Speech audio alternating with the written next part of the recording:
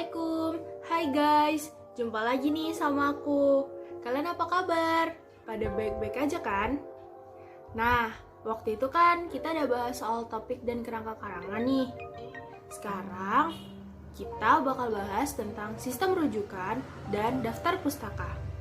Sebelum masuk ke materi, seperti biasa, kalian jangan lupa like, komen, sama subscribe. Sebelum masuk ke materi utama, kita cari tahu dulu yuk, apa sih rujukan dan daftar pustaka itu? Jadi, dalam KBBI, rujukan adalah sesuatu yang digunakan pemberi informasi atau pembicara untuk menyongkong atau memperkuat pernyataan dengan tegas. Sedangkan, daftar pustaka adalah daftar yang berisi semua buku atau tulisan ilmiah yang menjadi rujukan dalam melakukan penelitian. Nah, itulah tadi pengertian dari rujukan dan daftar pustaka. Kita ulas satu-satu yuk materi hari ini, mulai dari rujukan ya. Jadi, ada 3 bentuk penulisan rujukan, yaitu 1. Ada body note atau catatan tubuh, yaitu penulisan rujukan yang langsung ditulis dalam teks kutipan. 2. Ada footnote atau catatan kaki, yaitu penulisan rujukan dengan menuliskan pada bagian kaki halaman yang terdapat kutipannya. Yang ketiga, ada endnote atau catatan akhir, yaitu penulisan rujukan dengan menuliskan pada bagian akhir karangan atau setelah kesimpulan dan sebelum daftar pustaka. Selanjutnya, ada tata cara penulisan body note. Pertama, dapat ditulis di awal, di tengah, atau di akhir teks kutipan. Kedua, rujukan ditulis di dalam kurung. Ketiga, secara umum, rujukan terdiri dari nama pengarang, tahun publikasi, dan nomor halaman. Berikutnya, ada tata cara penulisan footnote. Footnote atau catatan kaki dilakukan apabila penulisan mencantumkan nomor indeks di akhir sebuah kutipan, lalu di bagian bawah halaman tersebut terdapat keterangan nomor indeks yang menjelaskan sumber kutipan tersebut. Footnote atau catatan kaki memiliki prinsip sebagai berikut. 1. Catatan kaki dicantumkan di bagian bawah halaman dipisahkan dengan naskah skripsi oleh sebuah garis. 2. Nomor catatan kaki ditulis secara urut pada tiap bab, mulai dari nomor 1. 3. Catatan kaki ditulis dengan 1 spasi. 4. Baris pertama catatan kaki menjorok ke dalam sebanyak 7 karakter.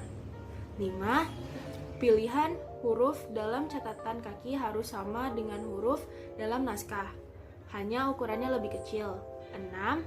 Judul buku dalam catatan kaki ditulis miring. 7. Nama pengarang dalam catatan kaki ditulis lengkap dan tidak dibalik. 8. Catatan kaki bisa keterangan tambahan. Akhir, ada tata cara penulisan endnote. Penulisan endnote sama dengan footnote, sehingga tata cara penulisan yang berlaku juga sama.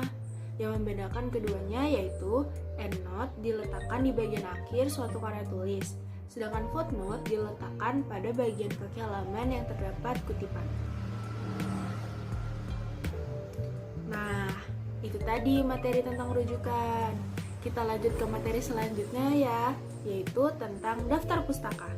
Daftar pustaka memiliki manfaat, antara lain memenuhi etika penulisan, bentuk ucapan terima kasih penulis kepada penyumbang, data penelitian sebagai pendukung ide seorang penulis, petunjuk untuk melacak kebenaran data yang diambil, referensi silang, yaitu menunjukkan pada halaman atau bagian data tersebut dituliskan. Daftar pustaka bertujuan untuk membantu para pembaca dalam mencari secara detail topik yang terkait dalam penulisan karya ilmiah dengan cara membaca sumber lain yang ada di daftar pustaka yang sedang dibuat. Pembahasan selanjutnya, gimana sih penulisan daftar pustaka dari sumber buku? Jadi, urutan penulisan daftar pustaka dari buku dimulai dari nama penulis, tahun terbit, judul buku atau karya, tempat terbit, dan nama penerbit. Ada juga daftar pustaka dari internet. Urutan penulisannya yaitu nama penulis, tahun penayangan, judul, URL, atau waktu pengambilan, dan akses.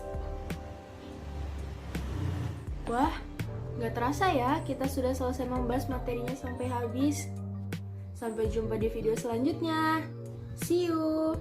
Assalamualaikum warahmatullahi wabarakatuh.